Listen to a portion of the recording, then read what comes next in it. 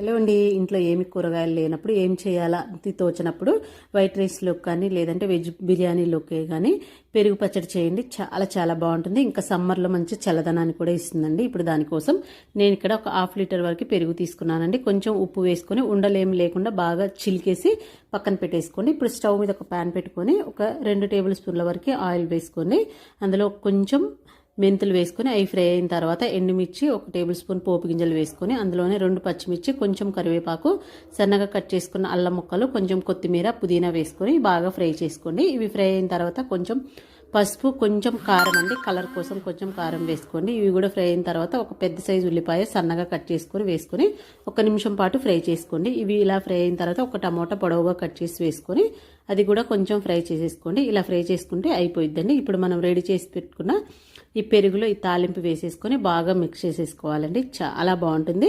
ఫైనల్గా పైన కొంచెం కొత్తిమీర వేసుకొని గార్నిష్ చేసుకొని సర్వ్ చేసుకున్నామంటే టేస్టీగా చాలా చాలా బాగుంటుంది. పెరుగు చాలా మంచిది హెల్త్ కూడా. ఇంకా సమ్మర్లో అయితే మంచి చల్లదనాన్ని కూడా ఇస్తుందండి. వేడి వేడి అన్నంలో ఇలా తింటే చాలా